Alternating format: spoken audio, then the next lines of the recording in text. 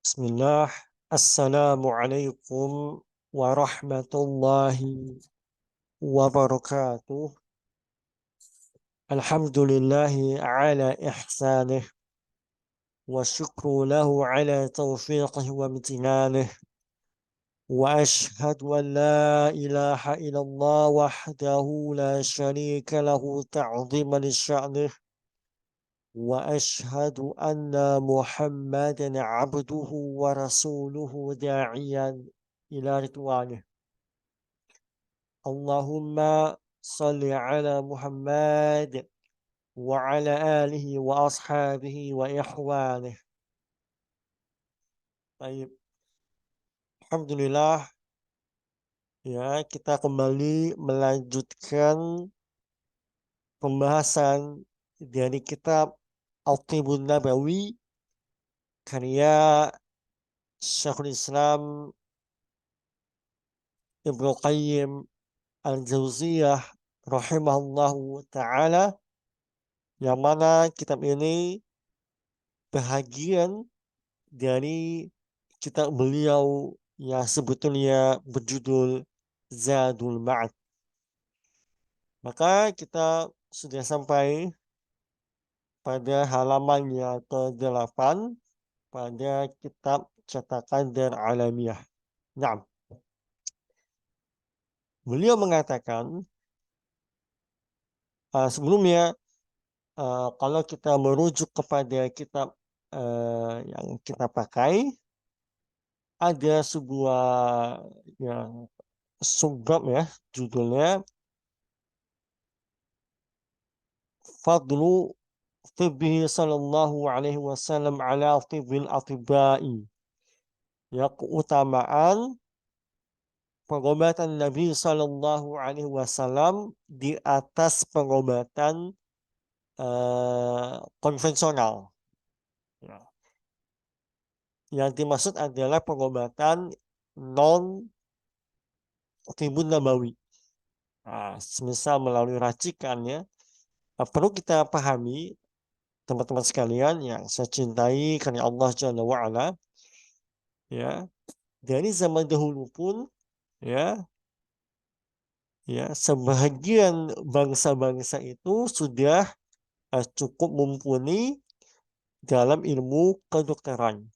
Makanya di zaman Nabi Isa alaihissalam ya itu juga sangat terkenal dengan ilmu medis. Nah, juga termasuk bangsa Cina. Ya, dahulunya mereka sudah piawai dalam meracik obat-obatan.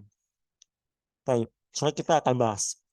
Nah, di sini perlu saya berikan sebuah gambaran umum dari penjelasan malam ini. Ya, Al-Imam Ibnu Qayyim Al-Jauziyah rahimahullahu taala, beliau ingin memahamkan kita bahwa pengobatan Nabi Shallallahu Alaihi Wasallam itu ya derajatnya, posisinya di atas pengobatan non tibbun nabawi atau pengobatan konvensional. Dan ini beliau ingin pahamkan kepada kita. Beliau mengatakan wa nahnu naqul, dan kami tegaskan atau kami sampaikan inna hahuna amron akhar.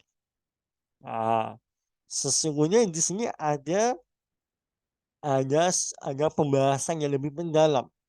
Ada sebuah persoalan yang harus kita bahas. Nisbatu tibbil atibai ilaihi kanisbatu tibbil taraqiyati wal ajaizi ila tibbihim. Ya, belum mengatakan permisalan ya pengobatan para dokter ya atau para pengobat di zaman itu yang konvensional ya maksudnya ya terhadap pengobatan Nabi Sallallahu Alaihi Wasallam itu seperti pengobatan orang-orang biasa,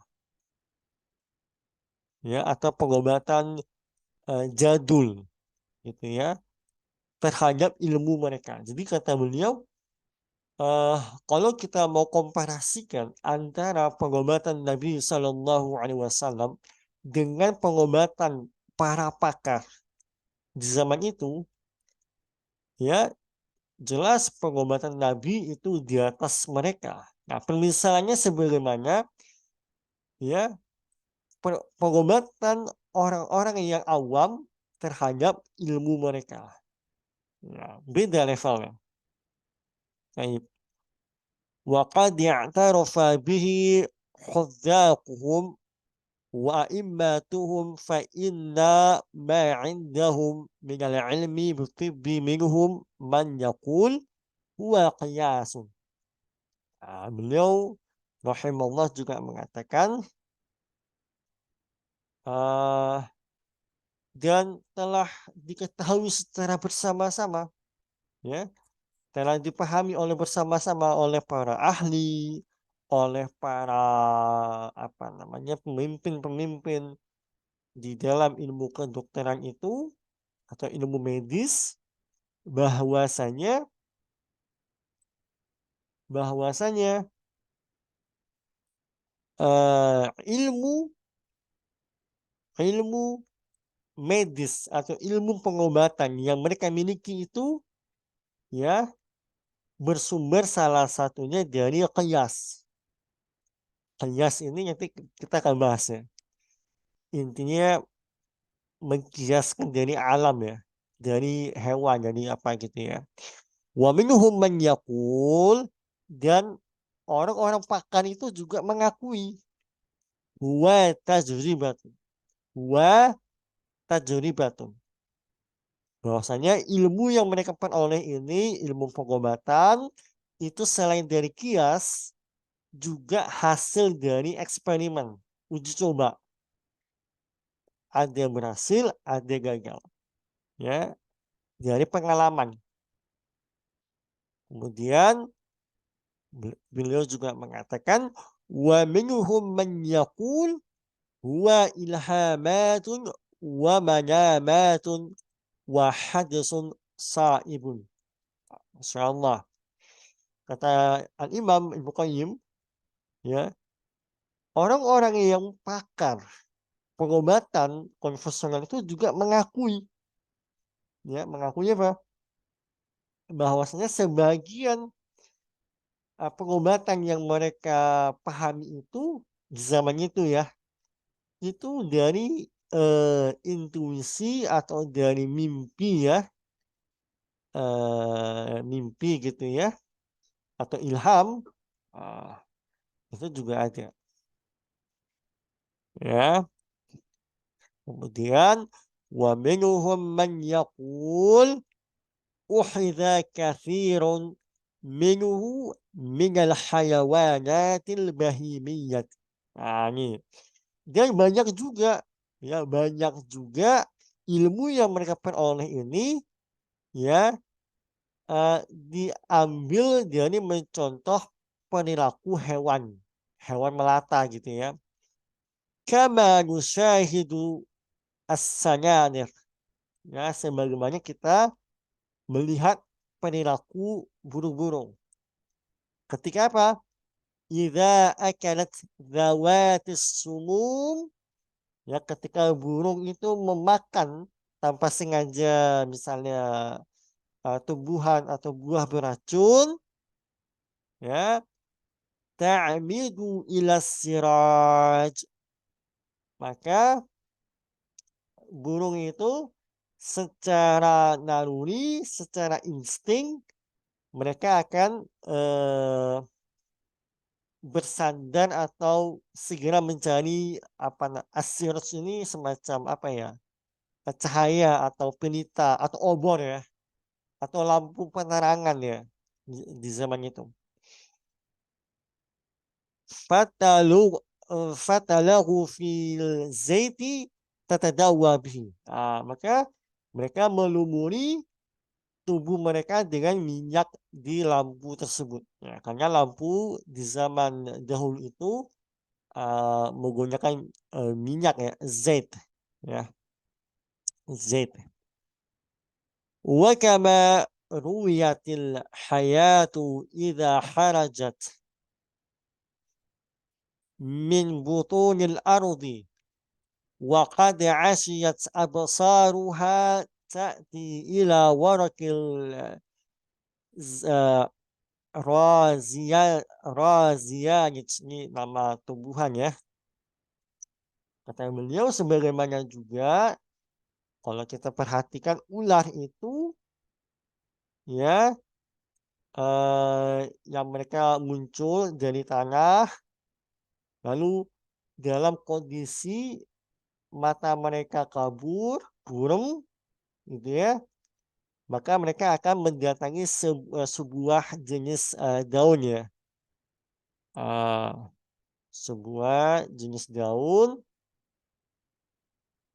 kemudian fatumiru uyunaha 'alaiha, maka mereka eh, apa ya?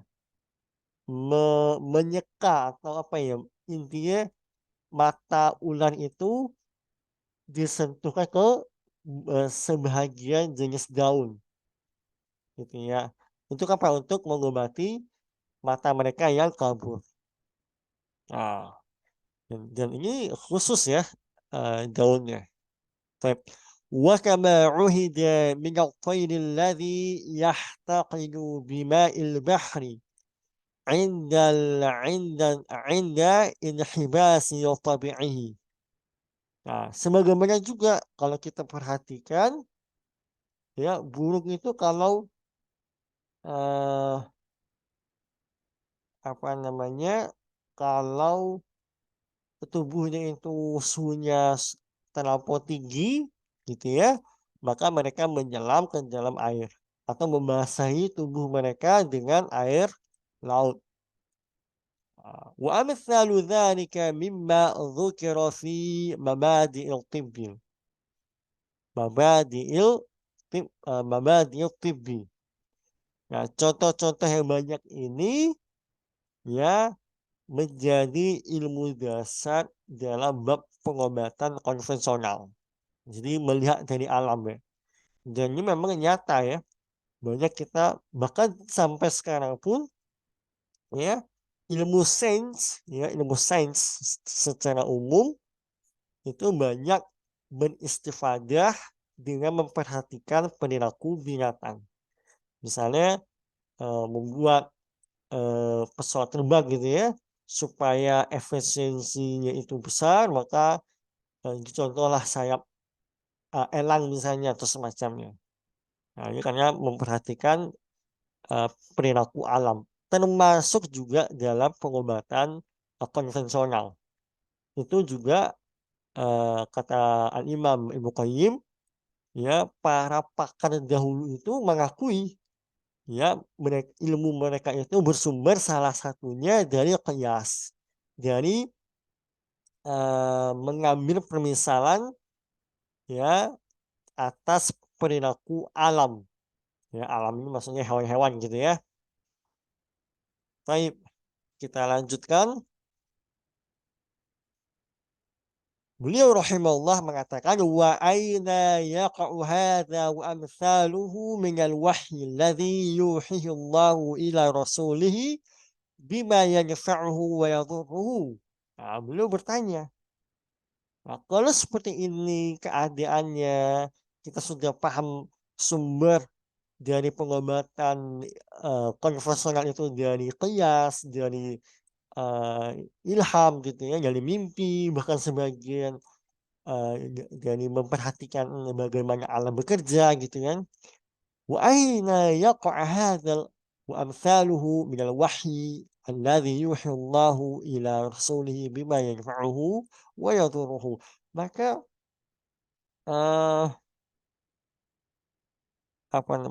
bagaimana kita apa namanya maka bagaimana perbandingan dari pengobatan konvensional yang sudah beliau sampaikan tadi ya dibandingkan dengan pengobatan yang itu sumbernya wahyu dari Allah Subhanahu wa taala, yang mana ya Allah tahu mana yang pasti memberikan manfaat, mana yang pasti mendatangkan mudarat. Gimana perbandingannya? Nah, ini beliau mengajak kita untuk berpikir secara rasional. Nah, gitu kan? فنسبة ما عندهم من الطب إلى هذا الوحي كنسبة ما عندهم من العلوم إلى ما جاءت به الأنبياء. Nah, beliau kembali memberikan penegasan ya. Ya, kalau kita komparasikan antara pengobatan konvensional ya dengan pengobatan yang sumbernya itu adalah wahyu yang sahih, maka itu seperti seolah-olah ya keilmuan orang biasa terhadap keilmuan para nabi, karena jauh ya, levelnya beda gitu kan. Para nabi itu levelnya wahyu, sumbernya wahyu ya. Kemudian Al-Imam Ibnu Qayyim Al-Jauziyah kembali melanjutkan ya, sampai بل ها هنا من الأدوية التي تشفي من الأمراض ما لم يهتدي إليها عقول أكابر الأطباء. Bahkan di sini kita banyak menjumpai banyak pengobatan yang ba'da Allah gitu ya, menyembuhkan berbagai macam penyakit ya, maksudnya pengobatan nabawi gitu ya, yang dari wahyu berhasil mengobati banyak penyakit yang ya tidak mampu dianalisa oleh para pemuka pengobatan konvensional.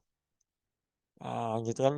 Jadi banyak kasus-kasus ya penyakit itu bisa sembuh dengan Al-Tibbun Nabawi, yang mana eh, ini nyata gitu kan.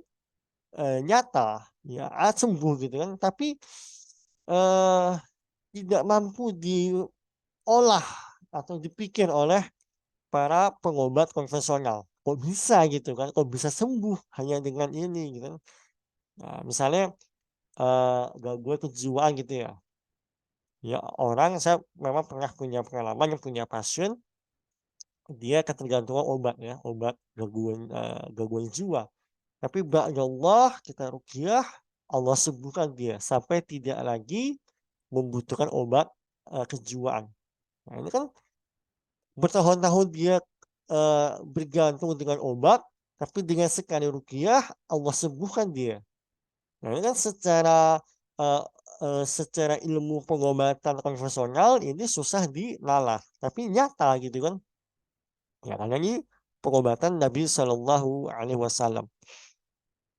ولم تصل إليها علومهم وتجاربهم وأقا وأقاييساتهم. Ini agak susah. Dan eh apa namanya, tidak bisa ya, maksudnya pengobatan konvensional tidak bisa melakukan hal yang sama gitu kan. Bahkan sekalipun mereka menggunakan ilmu mereka atau kias-kias mereka.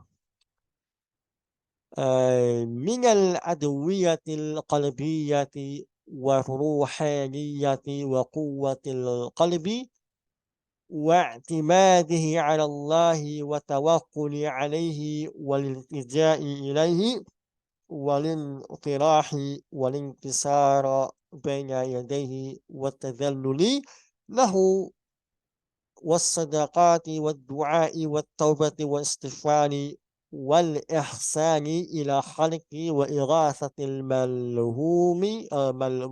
الملهوف والتفريج عن المكروب. Ini Masya Allah bagus nih.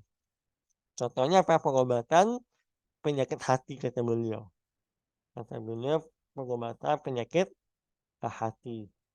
atau obat-obatan yang berkaitan dengan hati, ya rohani juga, yang berkaitan dengan kekuatan jiwa ya, ya. Dan ini sumbernya seperti tawakal pada Allah gitu kan, bergantung kepada Allah ya. Obatnya itu ini beliau menjelaskan obatnya ya, obat untuk penyakit hati gitu ya. Misalnya beliau mengatakan tawakal kepada Allah ya, bergantung hanya kepada Allah, kemudian berharap hanya kepada Allah, merasa hina di hadapan Allah ya, atau obatnya berupa sedekah, obatnya berupa doa, obatnya berupa taubat. Dan wallahi obat berupa taubat ini sangat efisien, sangat mujarab bismillah taala. Saya sudah lihat banyak pasien ya, gangguan fisik ya, kemudian kita minta dia bertobat nasuha dari dosa dia, maka Allah jadikan ruqyah yang kita lakukan, kita berikan itu berdampak kepada kesembuhannya ba'da Allah Ta'ala. Ya. Kemudian obatnya istighfar, ya, wal ihsani ila khalqi, dia berbuat baik kepada makhluk itu juga obat, gitu kan. Wa ighatsatil malhufi, ya, membantu orang yang terzolimi atau menderita gitu ya, dan memberikan bantuan kepada orang-orang yang teraniaya, gitu. Fa inna hadhihi al-adwiyati qad jarabat jarabatha al-umamu ala ikhtilafi adyaniha wa milaliha fawajadu laha minal ta'thiri minal minal ta'thiri fi shifai ma la yasilu ilaihi ilmul a'lamil atibba'i wa la tajribatuhu wa la qiyasuhu la. Kata beliau rahimahullah, sebenarnya pemahaman ini ya itu sudah tersebar di berbagai bangsa dan agama dan mazhab gitu kan. Mereka telah mencoba banyak obat-obatan gitu ya, racikan-racikan, eh kemudian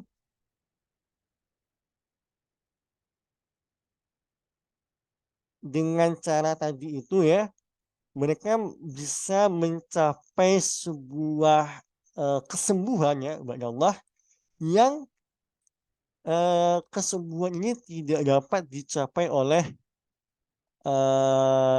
ilmu pengobatan konvensional. Maksudnya gini, bahkan sebenarnya dalam, ya kata beliau, dalam bangsa lain pun ya, itu sudah ma'ruf ya. Ada hal-hal misalnya sebuah penyakit ya, misalnya depresi gitu ya, depresi. Nah, eh bisa sembuh depresi ini misalnya melalui istighfar atau melalui dia berbuat baik ya. Nah, dengan sendirinya ya, secara nyata hal ini membuat si pasien itu apa? Membaik keadaannya. Nah, ini kan hal-hal yang nyata tapi tidak mampu dinalar oleh pengobatan konvensional. Ini kata beliau. Lebih kurang begitu ya. Baik. Kemudian beliau rahimahullah melanjutkan, wa qad jarabna nahnu wa ghairuna min hadha umuran katsiratan wa ra'aynaha taf'alu ma la taf'alu al-adwiyatul al-hissiyah. Kata beliau, kami sudah mencoba dan kawan-kawan kami juga sudah mencoba metode ini, gitu kan? Bahwasanya eh ada kalanya obat-obatan atau racikan-racikan obat itu tidak bisa memberikan perbaikan terhadap pasien. Malah yang bisa memberikan perbaikan adalah seperti yang beliau sampaikan tadi ya, bertobat, ya, istighfar, ya, memaafkan kesalahan orang lain dan seterusnya gitu ya. Kata beliau ini nyata, beliau alami dan dialami oleh kawan-kawan beliau, para ulama yang lainnya. Ya, bal tasirul adwiyatul al-hissiyatu indaha bimanzilati adwiyatil turqiyyati indal atibba'i. Ah, kata beliau, eh, bahkan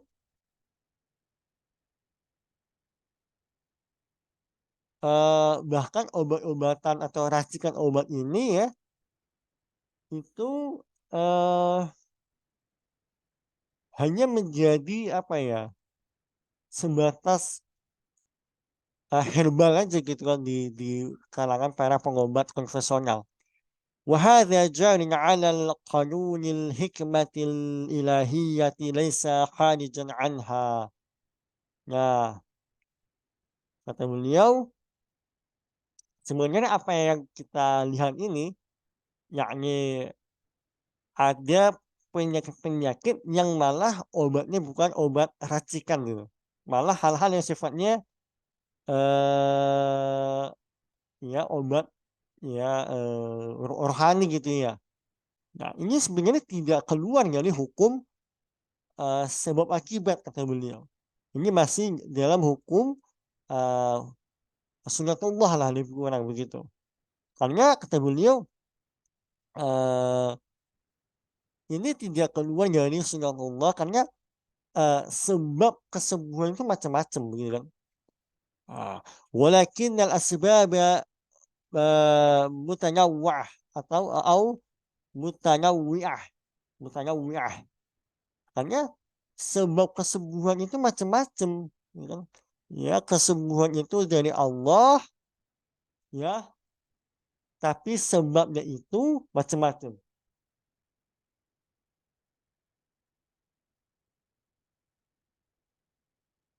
Ah, taib. Fa innal qalba mata mata ittasala bi rabbil alamin wa halik ad-da'i wad dawa'i wa mudabbir tabi'ati wa musarrifiha ala ma yasha. Nah, kata beliau gini, gimana penjelasannya? Nah, kata beliau, sesungguhnya hati itu, ya, jiwa itu,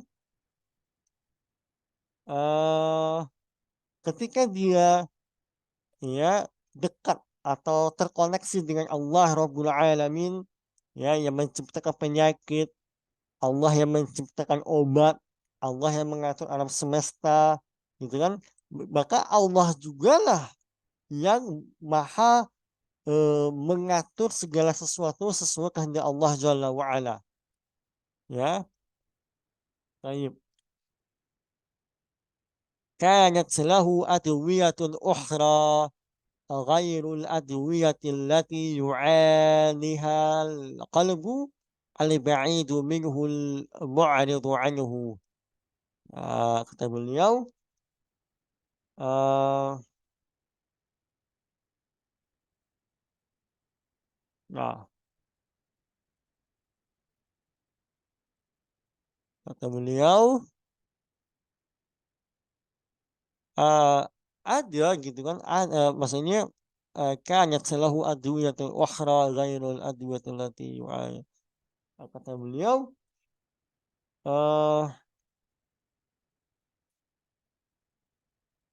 ada pengobatan lain, ya.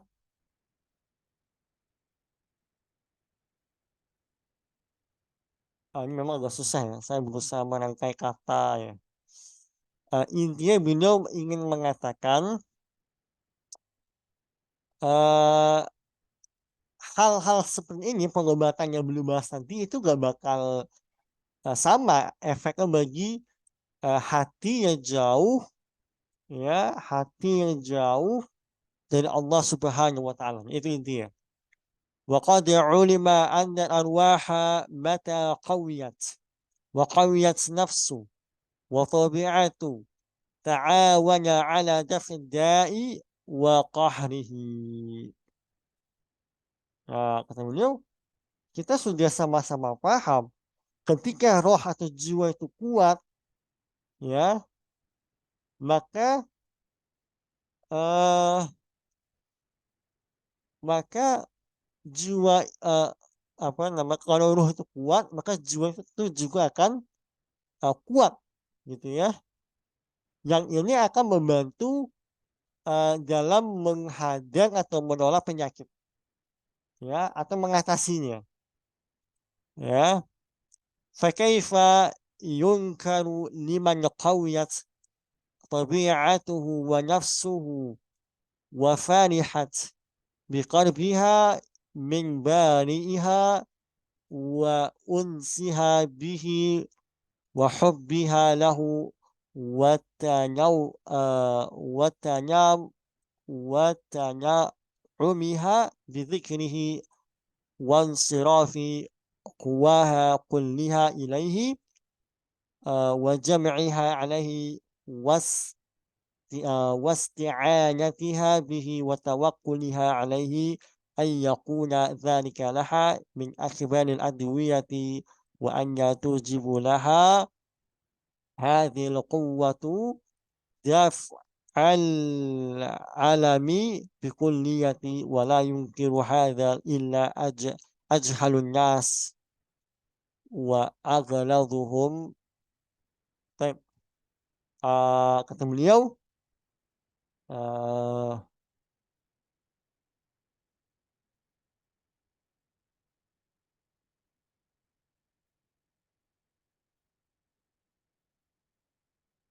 kata beliau gini, banyak tadi pakai fayugaru. Nah, maka bagaimana bisa kita sangkal, ya, orang-orang yang jiwanya kuat, ya, dia merasa bahagia ketika apa namanya berkhalwat kepada Allah Jalla wa'ala, dia merasa nyaman, gitu ya, dia begitu mencintai Allah Jalla wa'ala, ya, menikmati dalam zikir kepada Allah, gitu kan, maka semua kekuatan itu dialihkan atau difokuskan eh, kepada apa kesembuhan dari Allah Jalla wa'ala. Nah, ini adalah obat yang besar, kata beliau. Nah, keyakinan dia terhadap Allah Jalla wa'ala, ya, kenikmatan dia dalam berzikir, ya, beribadah, gitu kan, itu obat. Ini obat yang bukan obat racikan. Nah, ini obat jiwa, kata beliau. Dan obat pengobatan ini akan menghadang atau mengatasi, ya, penyakit secara keseluruhan. Nah, lalu kata beliau, wala yunkiru hadza illa ajhalun nasi wa akladhuhum hijaban wa akthifuhum nafsan wa ab'aduhum 'anillah wa 'anil haqiqatil insaniyah. Nah, orang-orang apa namanya seharusnya tidak ada orang yang akan menyangkal atau menolak penjelasan ini, kecuali hanya orang-orang yang betul-betul apa jahil atau orang yang memang keras kepala, ya, keras kepala, dan dia jauh dari Allah, dia jauh dari sifat kemanusiaan, gitu ya. Lalu beliau rahimahullah melanjutkan, wa sanadhkuru insyaallah as-sabab alladhi bihi azalat qira'atul fatihati da'al ladghati 'anil ladighi allati ruqiya biha faqama hatta ka'anna ma bihi qalabatun. Nah, beliau mengatakan insyaallah beliau akan membahasnya lebih mendetail tentang bagaimana surah Al-Fatihah, bagaimana ruqyah menggunakan surah Al-Fatihah dapat menghilangkan atau mengobati gigitan penyakit, ya, entah kalajengking, ya, pada orang yang digigit. Nah, ini ada kaitannya dengan, hadis, sahih ketika Rasulullah SAW itu digigit oleh kalajengking ya, nanti kita akan bahas insyaallah. Nah, sehingga setelah ruqyah itu, dia apa namanya, sembuh ya, seolah-olah, apa namanya, tidak terjadi apapun gitu ya. Nah, ya ada juga kan hadis yang apa, para sahabat yang meruqyah dengan Al-Fatihah itu kan, mereka meruqyah seorang pemuka kaum yang tidak mau menjamu mereka. Nah, itu hadisnya nanti kita akan bahas ya insyaallah taala. Lalu terakhir beliau mengatakan, "Fahadani naw'ani minal tibbin nabawi nahnu bihaulillahi natakallamu 'alaihima bihasbil jahdi wat-taqati wa mablaghi 'ulumina al-qasirati wa ma'arifina al-mutalashiyati jiddan وبضاعتنا المزجة ولكن نستوهب من بيده الخير كله ونستمد من فضله فإنه العزيز الوهاب. Yani beliau merendahkan diri beliau ya. Ini contoh yang bagus ya dari para ulama salaf. Beliau mengatakan, nah inilah dua jenis pengobatan tadi ya, yang beliau sudah jelaskan, dan insya Allah beliau akan lebih mendetailkan lagi pada subbab berikutnya. Dan beliau mengatakan beliau akan menjelaskan sebatas yang beliau pahami saja, dan apa namanya, kata beliau, sebatas yang beliau pahami, dan sebatas yang masih beliau bisa sampaikan gitu kan. Dan beliau meminta, berharap ya, kebaikan dari Allah Jalla wa'ala, karena Allah adalah Al-Aziz ya, yang Maha Perkasa, Al-Wahhab yang Maha Memberi. Ya, Al-Wahhab itu adalah zat ya yang Maha Memberi ya. Memang pembahasan apa namanya, eh kitab-kitab eh terdahulu ya daripada ulama salaf itu, apalagi pembahasan Al-Tibbun Nabawi itu kadang eh, kita sulit untuk membahasakannya. Karena memang bahasa yang dipakai oleh mereka ini bahasa yang sangat sastra banget gitu kan. Makanya sering juga kita melihat beberapa buku terjemahan itu ya kadang kala gak pas makna yang diinginkan. Walaupun secara kata per kata itu mungkin benar, betul ya, tapi ini apa tidak sesuai dengan eh, apa yang ingin disampaikan oleh si penulis kitab.